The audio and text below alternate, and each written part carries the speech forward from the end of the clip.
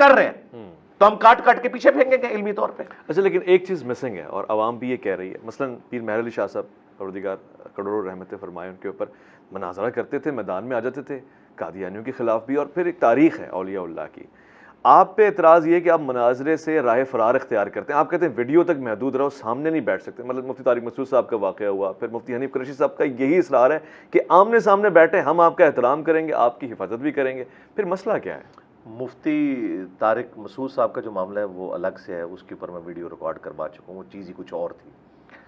اور ابھی بھی کسی کو شوق ہے وہ آ جائے. پیر مہر علی شاہ صاحب جب نکلے تھے غلام احمد قادیانی دجال کے مقابلے پر, تو انہوں نے کچھ چھوٹو تو لانچ نہیں کیا نا, خود آئے تھے نا. تو لگائیں گے اپنے بڑوں کو ہوا, نکالیں بڑے, ہم تو کہہ رہے ہیں.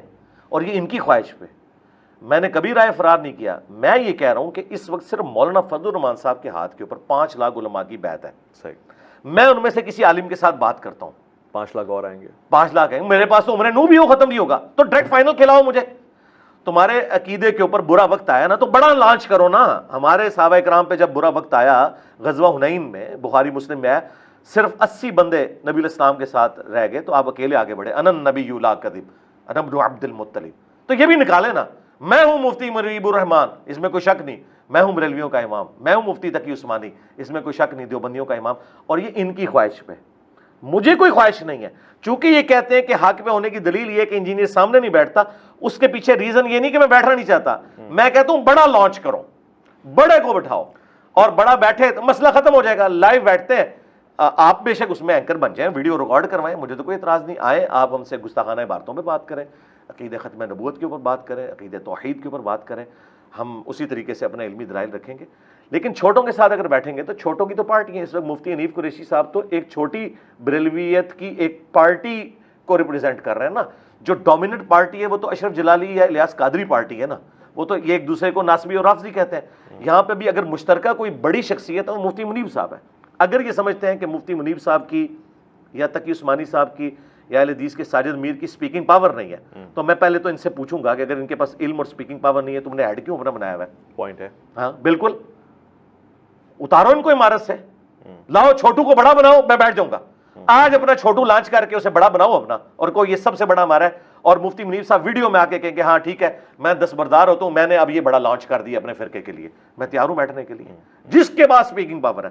اگر دیوبندی سمجھتے ہیں الیاس گھمن صاحب بیٹھ سکتے ہیں, لے ہیں ان کو. طارق مسعود صاحب کے بارے میں تو ان کے علماء کہتے ہیں ان کے اندر اس طرح کی گٹس نہیں کہ اختلافی موضوعات پہ بات کر سکیں. اس وقت بھی ان کو علماء نے منع کیا تھا کہ آپ وہاں نہ جائیں. تو میں نے علمی جواب دیا. ان کے یہاں آنے کے بعد جو میں نے ریبٹل کیا ہے, الحمدللہ سینکڑوں نہیں ہزاروں دیوبندی ریورٹ ہو چکے ہیں. ہماری لائف سٹوری سیشن چل رہے ہیں, آپ آ کے خود سن لیں.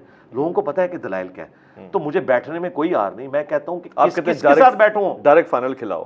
فائنل کھلاؤ. اس کی بجائے کہ یہ مثال دیتے ہیں نا مجھے, دیکھیں چھیڑنے کے لیے یہ کہتے ہیں یہ مرزا ثانی ہے, ٹھیک ہے, تو تمہارا جو وہ غلام احمد قادیانی دجال تھا ان کا تھا, کیونکہ وہ صوفیاء کے پیٹرن سے تھا. ہاں جی, حنفی تھا. اس نے خود, اس کے ماننے والے بھی کہتے ہیں ہم حنفی ہیں, وہ بغیر رفع الجان کے نماز پڑھتے ہیں. تو جو حنفی قادیانی تھا غلام احمد قادیانی دجال, اس کے مقابلے پہ انہوں نے بڑا لانچ کیا تھا نا. اہل حدیث نے بھی ثناء اللہ امرتسری کو لانچ کیا تھا نا. تو آج اپنے بڑوں کو نکالیں. یہ مجھے مرزا ثانی کہہ رہے ہیں نا, تو بڑے نکالیں. اور بھائی ان کے بڑوں کو بھی پتہ ہے کہ the damage has been done, کیونکہ غلام احمد قادیانی دجال کے ساتھ یہ پورے اس لیے پڑ گئے کہ اس نے تو ایک جھوٹی نبوت کلیم کی تھی, اس کے پاس کوئی علمی دلائل نہیں تھے. اس کے باوجود ان سے کئی بلنڈر ہوئے اس کو جواب دیتے ہوئے بھی. یعنی تحقیق الحق فی کلمت الحق میں پیر مہر علی شاہ صاحب کہہ رہے ہیں کہ چشتی رسول اللہ والا واقعہ جو ہے نا, اس کو تم دلیل نہ بناؤ, وہ ایک معرفت کی بات تھی. انہوں نے بھی اس واقعے کو غلط نہیں کہا, انڈورس کیا ہے. انڈورس نہیں کیا نا, انڈورس کیا ہے کہ درست ہے وہ واقعہ. وہ کہتے ہیں تم اگر پڑھاؤ گے تو کفر ہوگا, اچھا ہمارا بابا پڑھائے گا تو جائز ہوگا. اب میں آپ